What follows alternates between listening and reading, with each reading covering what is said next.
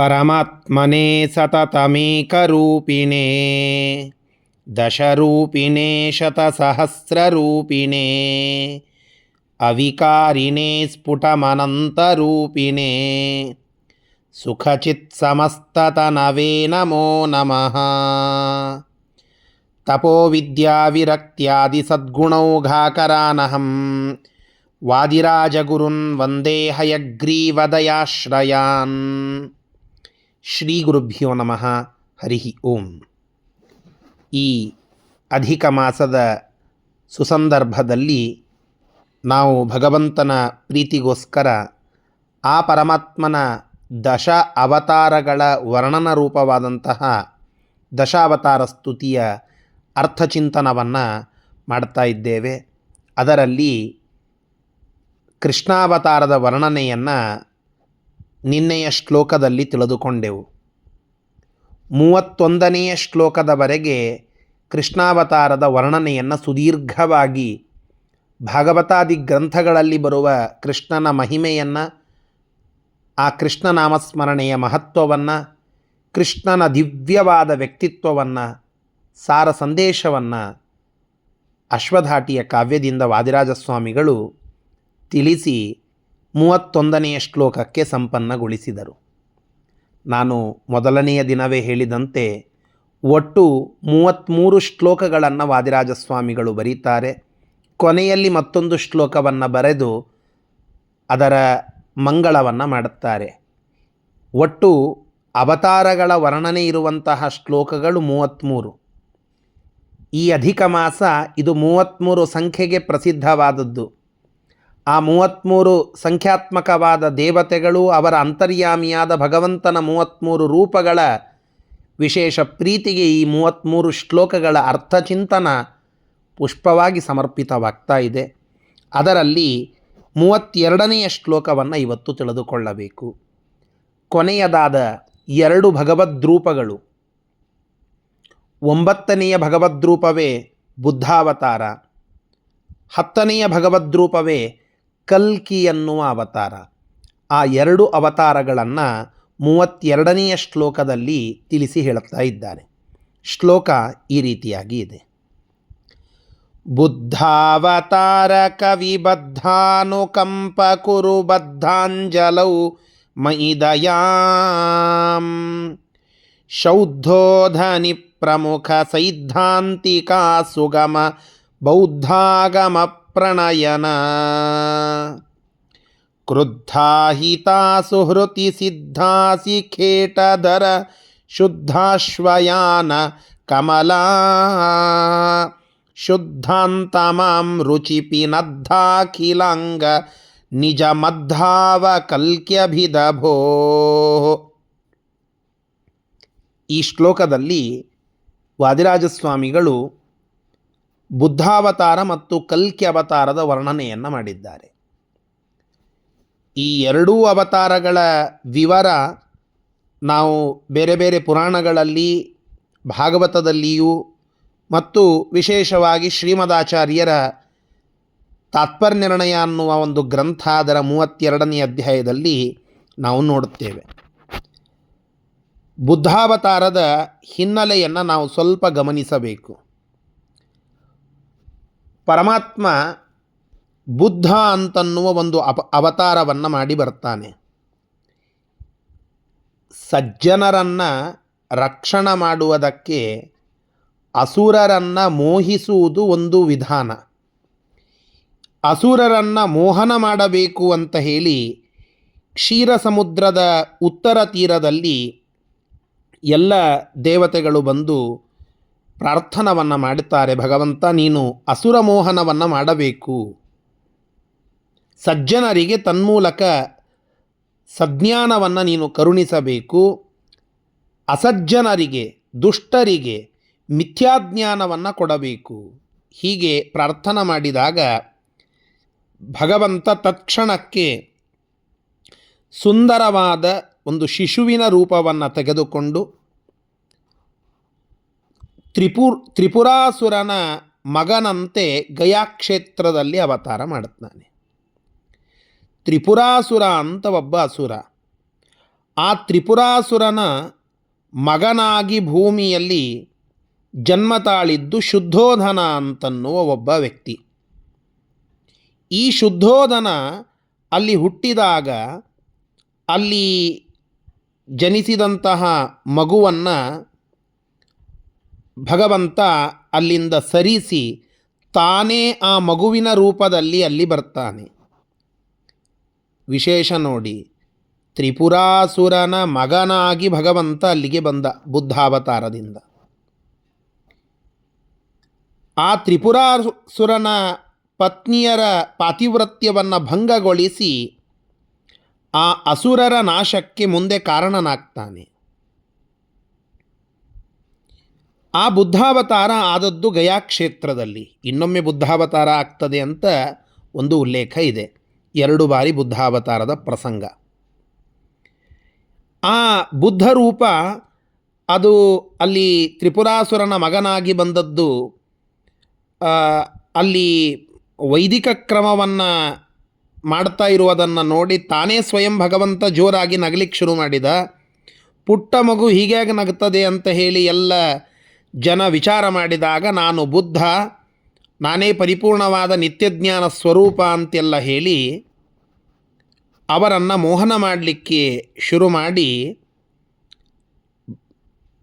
ಎಲ್ಲ ದೇವತೆಗಳನ್ನು ಕರೆದು ಆ ದೇವತೆಗಳು ಹೂಡುವ ಎಲ್ಲ ಆಯುಧಗಳ ಸಮೂಹವನ್ನು ಆ ಭಗವಂತ ಮುರಿದಾಕಿ ಅವರನ್ನೆಲ್ಲ ಸೋಲಿಸಿಬಿಟ್ಟ.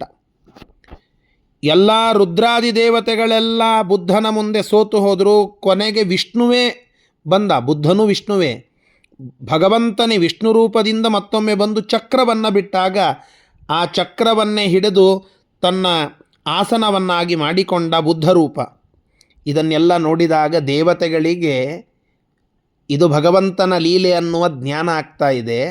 ಆದರೆ ಅಲ್ಲಿರುವಂತಹ ಆ ಜನರಿಗೆಲ್ಲ, ಅಸುರ ಜನರಿಗೆಲ್ಲ, ಇವ ಬುದ್ಧ, ಇವ ಯಾರೋ ಬೇರೆ, ವಿಷ್ಣುವನ್ನೇ ಸೋಲಿಸ್ತಾನೆ, ಇವ ಚಕ್ರಾಸನವನ್ನು ಮಾಡಿಕೊಂಡ ಅದರಿಂದ ಅಂತ ಹೇಳಿ ಅವನಿಗೆ ಉಪದೇಶ ಮಾಡಲಿಕ್ಕೆ ಅಂತ ಕೇಳಿದಾಗ ಅವರನ್ನು ಮೋಹಿಸಲಿಕ್ಕೆ ಆ ಕ್ಷಣಿಕತ್ವವಾದವನ್ನು, ಶೂನ್ಯವಾದವನ್ನು ಅಲ್ಲಿ ತಿಳಿಸಿದ. ಆ ವಿಚಾರವನ್ನೇ ಮುಂದೆ ದೇವತೆಗಳಿಗೆ ತಿಳಿಸಿದಾಗ ಅದಕ್ಕೆ ಭಗವತ್ಪರವಾದ ಅರ್ಥವನ್ನು, ಇತ್ತ ದುರ್ಜ್ಞೇಯವಾದಂತಹ ಅರ್ಥವನ್ನು ಉಳಿದ ಅಸುರರಿಗೆ ಹೇಳಿ ಅಲ್ಲೆಲ್ಲ ಅವರನ್ನು ಮೋಹನ ಮಾಡಿ ಆ ಅಸುರ ಜನರನ್ನು ಮೋಹಿಸಿದ ಎಂಬುದಾಗಿ ಆ ಬುದ್ಧರೂಪದ ವಿವರಣವನ್ನು ನಾವು ಕೇಳುತ್ತೇವೆ. ಇದು ಸಾಮಾನ್ಯವಾದಂತಹ ಒಂದು ವಿಶ್ಲೇಷಣೆ. ಬುದ್ಧರೂಪದ ಅನೇಕ ಬೇರೆ ಬೇರೆ ವಿಚಾರಗಳ ಬಗ್ಗೆ ಚರ್ಚೆ ಇದೆ. ಹಿರಿಯರು ಆ ಎಲ್ಲ ಚರ್ಚೆಗಳ ಬಗ್ಗೆ ಬೇರೆ ಬೇರೆ ವೇದಿಕೆಗಳಲ್ಲಿ ಹೇಳಿದ್ದುಂಟು. ಸಾಮಾನ್ಯವಾಗಿ ಬುದ್ಧಾವತಾರದ ಬಗ್ಗೆ ಇರುವಂತಹ ಒಂದು ವಿವರಣ ಇಷ್ಟು. ಮುಂದೆ ಆ ಶುದ್ಧೋಧನನ ಸಂತತಿಯಿಂದ ತಾನು ಹೇಳಿದಂತಹ ಅಸುರರ ಮೋಹನ ಮಾಡುವ ವಿದ್ಯೆಯನ್ನೇ ಎಲ್ಲ ಕಡೆಗೆ ಪ್ರಚುರಪಡಿಸಿದ. ತನ್ಮೂಲಕ ಅಸುರ ಸ್ವಭಾವದ ಜನರಿಗೆ ಅವನೇ ತುಂಬ ಪ್ರಿಯ ಅಂತ ಅನ್ನಿಸಿ ಎಲ್ಲ ಕಡೆಗೆ ಆ ವೈದಿಕವಲ್ಲದ ವೇದ ವಿರುದ್ಧವಾದ ಮತವನ್ನು ಪ್ರಚಾರ ಮಾಡಿಸಿ ಅವರೆಲ್ಲರನ್ನ ವೇದ ವಿರುದ್ಧವಾಗಿ ಇರುವಂತೆ ಮಾಡಿ ಅವರಿಗೆ ಪುಣ್ಯ ಬರದಂತೆ ನೋಡಿದ. ಪಾಪಿಷ್ಠರಾಗಿ ಅಂಧತಮಸ್ಸಿಗೆ ಕಳಿಸಿದ. ಇತ್ತ ದೇವತೆಗಳಿಗೆ ಪ್ರಶಾಂತ ವಿದ್ಯೆಯನ್ನು ಬೋಧಿಸಿದ ಅಂತ ಬುದ್ಧಾವತಾರದ ಮಹಿಮೆಯನ್ನು ಹೇಳುವಾಗ ಹೇಳುತ್ತಾರೆ. ಇನ್ನು ದುರ್ಗಾವತಾರ ಅದು ಕ್ರೋಧವಶರೆಂಬುವ ರಾಕ್ಷಸರ ಸಂಹಾರ ಮತ್ತು ಮುಂದೆ ಅನೇಕ ಅಸುರರ ಸಂಹಾರಕ್ಕಾಗಿ ದುರ್ಗೆ ಬ್ರಾಹ್ಮಣ ಕುಲದಲ್ಲಿ ಜನ್ಮ ತಾಳುತ್ತಾಳೆ ಅಂತನ್ನುವ ಒಂದು ಮಾತಿದೆ. ಕಲಿಯುಗದ 36,000 ವರ್ಷಗಳು ಕಳೆದಾದ ಮೇಲೆ ಆಗುವ ಒಂದು ಅವತಾರ ಅಂತ ಹೇಳಿ. ಕಲಿಯುಗದ ಕೊನೆಯಲ್ಲಿ ದುರ್ಗಾವತಾರದ ನಂತರ ಎಲ್ಲ ದೇವತೆಗಳು ಭಗವಂತನಿಗೆ ಪ್ರಾರ್ಥನಾ ಮಾಡಿದಾಗ ಭಗವಂತ ಸದ್ಗುಣಗಳೆಲ್ಲ ಜಗತ್ತಿನಲ್ಲಿ ಮರೆಯಾಗಿ ಹೋದಾಗ, ಈ ಲೋಕದಲ್ಲಿ ಧರ್ಮಜ್ಞಾನ ಇದೆಲ್ಲ ನಶಿಸಿ ಹೋದಾಗ ಬ್ರಹ್ಮ ರುದ್ರ ಇಂದ್ರ ಮೊದಲಾದ ದೇವತೆಗಳೆಲ್ಲ ಪ್ರಾರ್ಥನೆ ಮಾಡಿದಾಗ ಈ ಕೃತಯುಗ ಮತ್ತು ಕಲಿಯುಗ ಇವೆರಡರ ಸಂಧಿಕಾಲದಲ್ಲಿ ವಿಷ್ಣು ಯಶಸ್ಸನ್ನುವ ಒಬ್ಬ ಮುನಿಯ ಪತ್ನಿಯಲ್ಲಿ ಶಂಭಲ ಎನ್ನುವ ಗ್ರಾಮದಲ್ಲಿ ಸ್ವಯಂ ಭಗವಂತನೇ ಕಲ್ಕಿ ಎಂಬುವ ಅವತಾರವನ್ನು ಮಾಡುತ್ತಾನೆ.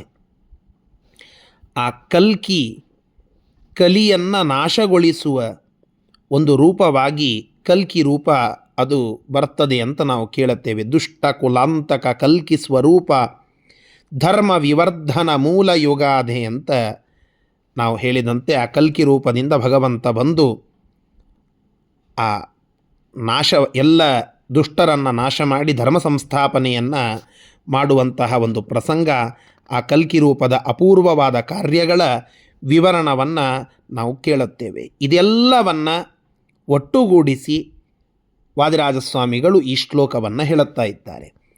ಶೌದ್ಧೋಧನಿ ಪ್ರಮುಖ, ಶುದ್ಧೋಧನನ ಮಗನೇ ಮೊದಲಾದಂತಹ ಅನೇಕ ಸೈದ್ಧಾಂತಿಕೈ ಸಿದ್ಧಾಂತ ಪ್ರಚಾರಕರಿಂದ, ಜಿನಾದಿ ಸಿದ್ಧಾಂತ ಪ್ರಚಾರಕರಿಂದ ಅಸುಗಮ ಸುಗಮವಲ್ಲದ ದುರ್ಜ್ಞೇಯವಾದ ಬೌದ್ಧಾಗಮ ಪ್ರಣಯನ ಆ ಕ್ಷಣಿಕತ್ವವಾದವನ್ನು ನಿರ್ಮಾಣ ಮಾಡಿ ಅದನ್ನೇ ಪ್ರಸಾರ ಮಾಡಿದಂತಹ ಭಗವದ್ರೂಪವೇ ಕವಿ. ಜ್ಞಾನಿಗಳಲ್ಲಿ, ಕವಿ ಅಂದರೆ ಜ್ಞಾನಿ, ಜ್ಞಾನಿಗಳಲ್ಲಿ ದೇವತೆಗಳಲ್ಲಿ ಬದ್ಧಾನುಕಂಪ ಅನುಕಂಪವನ್ನು ತೋರಿಸಿದವ, ದಯೆಯುಳ್ಳವ, ಪ್ರಶಾಂತ ವಿದ್ಯೆಯನ್ನು ಅವರಿಗೆ ಬೋಧಿಸಿ ಅವರ ಮೇಲೆ ದಯ ತೋರಿಸಿ ಅವರ ಕಣ್ಣಿಗೆ ಗೋಚರವಾಗುವಂತೆ ಬುದ್ಧಾವತಾರವನ್ನು ತೋರಿಸಿದವ. ಇಂತಹ ಬುದ್ಧಾವತಾರ ಬುದ್ಧರೂಪನಾಗಿ ಅವತರಿಸಿದ ಹೇ ಭಗವಂತನೇ, ಬದ್ಧಾಂಜಲವು ಕೈ ಮುಗಿದ ಮಯಿ ನನ್ನೊಳಗೆ ದಯಾಂ ಕುರು, ಕೃಪೆಯನ್ನು ತೋರು. ಕ್ರುದ್ಧಾಹಿತ, ಕ್ರೋಧಗೊಂಡಿರುವಂತಹ ಅನೇಕ ಅಹಿತ ಜನರು, ದುಷ್ಟ ಜನರ ಅಸುಹೃತಿ, ಅವರ ಪ್ರಾಣವನ್ನು ಅಪಹರಣ ಮಾಡುವುದಕ್ಕೆ, ಅವರನ್ನು ಸಂಹಾರ ಮಾಡುವುದಕ್ಕೆ ಸಿದ್ಧ ಅಸಿಖೇಟಧರ,